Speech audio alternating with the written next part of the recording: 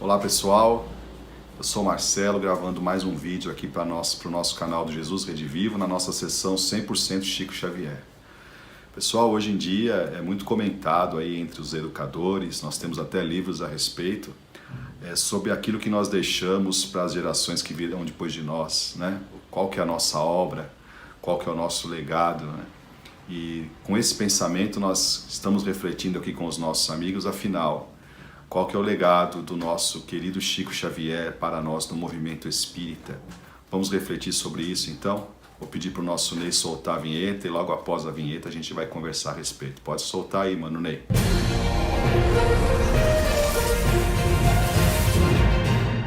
Então, pessoal, durante um tempo depois que me tornei espírita, me senti muito atraído, sempre me senti muito atraído pelo santo admirável da Igreja Católica, que é Francisco de Assis. Eu estudava os livros, tudo aquilo que dizia respeito a Francisco, e vinha a saber, não é, que logo depois do seu desencarne, muitos dos seus seguidores, daqueles que ficaram, houve assim um certo atrito entre aqueles continuadores, porque alguns defendiam um ideal primitivo de Francisco de Assis, né, do apostolado simples, das pessoas viverem na pobreza, enquanto outros muitas vezes achavam que a ordem franciscana tinha que assumir uma liderança, uma preponderância dentro da Igreja Católica, e para isso precisava crescer, precisava de pessoas estudando, e até por conta disso, estes que assim pensavam acabaram construindo a grande Catedral de Assis, né? Que para muitos foi até uma traição daquilo que Francisco de Assis pensava. Por que nós estamos contando isso para vocês, gente? Porque nós entendemos que nós ainda estamos muito mais ligados à treva do que à luz. E quando pessoas que são luz surgem no nosso planeta e trazem o seu ministério de amor até nós, a gente fica um pouco surpreendido com a luz, né? Nós, olhando é como se fosse um globo de luz iluminando espíritos como esses, e a gente que está ainda ligado às trevas, cada um vai enxergar e vai observar e vai assimilar aquela luz de forma diferente, né? Muitos vão percebendo que estão diante de criaturas superiores e logicamente vão reverenciar o sagrado que elas representam e o Cristo que elas representam, e vamos nos colocar no nosso lugar e fazer a nossa parte. Outros, porém, em muitas circunstâncias, mesmo percebendo a luz e amando a luz, não é? Muitas vezes vão querer tomar decisões para se parecerem com aquela luz, não é? Para estarem na altura daquela luz. Isso ocorre porque todos nós estamos em diferentes degraus de evolução.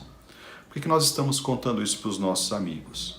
Porque Chico Xavier, para nós, o nosso movimento, é realmente um foco de luz. E nós, cada um, logicamente dentro do seu padrão de evolução, vai assimilá-lo e enxergá-lo de uma forma diferente. Quando nós pensamos em Chico, o que nós entendemos é a razão de ser dessa sessão do nosso canal. O legado de Chico Xavier é a sua obra. É a obra mediúnica que está aí à nossa disposição. Então nós vamos enxergar e encontrar o Chico nestes livros, que hoje chegam a mais de 500 títulos publicados, depois da chegada do material póstumo, após o desencarne do Chico em 2002, não é? Então, ali nós vamos vendo Chico traduzido a cada obra, num romance de Emmanuel, num livro de André Luiz, numa mensagem de Meimei, de tantos benfeitores espirituais. Ali nós vamos enxergar o Chico. Então, ao nosso ver, por isso que nós criamos essa sessão, a fim de estimular os nossos irmãos a encontrar na obra registrada aquilo que realmente é Chico Xavier.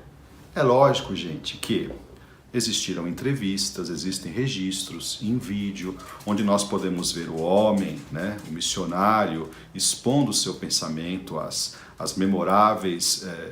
os memoráveis programas Pinga Fogo na década de 70, que alcançaram um sucesso tão grande, o Chico falando ali junto à inspiração de Emmanuel. Então também são retratos que nós vamos montando esta personalidade maravilhosa agora já a uma certa distância após o seu desencarne. E além disso também, gente, nós não podemos negar, Chico era uma pessoa que interagia com outras pessoas, que conversava com muita gente, que atendia muita gente. Então, muitos dos nossos irmãos tiveram essa alegria de conviver pessoalmente com o Chico, tanto de perto quanto um pouco mais de longe. tanto aprendendo quanto necessitados, né? Então, é lógico que essas pessoas, todas elas, trazem mais uma peça desse mosaico de luz e vão dando aí os seus testemunhos desta convivência. Nós, gente, que estamos numa casa espírita que foi criada por inspiração do Chico, aprendemos com a nossa Isabel a ter uma reverência muito grande para com o missionário, né? E nós, embora nós respeitamos todos os nossos irmãos que trazem aí notícias a respeito dele ao público espírita, nós temos uma historinha do Chico com a nossa Isabel que nós vamos deixar registrado para vocês em vídeo, que para nós é muito significativa. Porque a nossa Isabel não tinha naquele momento da sua vida, não é, uma casa espírita que ela estivesse fixa, não é? Ela não tinha uma casa que frequentava, Jesus Redivivo não tinha sido fundado ainda, não é? Ela frequentava Uberaba, frequentou desde 1964, não é? O esposo da Isabel, o Dr. Ney, já era amigo do Chico antes de 64, né? Os nossos amigos conhecem essa história. E nesse momento que ela estava em transição, na busca de uma casa espírita para trabalhar a mediunidade, a assistência social, o nosso Chico Xavier orientou que ela, aqui em São Paulo, viesse a frequentar o Centro Espírita União da Dona Nena Galves. E o Chico fez uma carta para a Dona Nena para encaminhar a nossa Isabel até ela, não é? E deu essa carta para a nossa Isabel, não é? Para que ela levasse a Dona Nena, fazendo referências a Isabel. Então, vejam só, gente, o respeito que, graças a Deus, nós aprendemos a ter para com o Chico, que a nossa Isabel manifestou. Qualquer um de nós que soubéssemos que ali estava a palavra daquele que nós consideramos o grande intermediário da espiritualidade no nosso país, junto ao movimento espírita, ele que deu, depois de Kardec, a maior colaboração, ou junto de Kardec, a maior colaboração ao espiritismo, é lógico que nós íamos buscar ali, pelo menos dar uma olhadinha, né, na carta, né, e ver, poxa, está falando de mim, será que está revelando as minhas reencarnações? Será que está falando do meu futuro? Será que está profetizando alguma coisa? Não é? Então a pessoa teria essa curiosidade, não é, de ver isso, qualquer um de nós teria.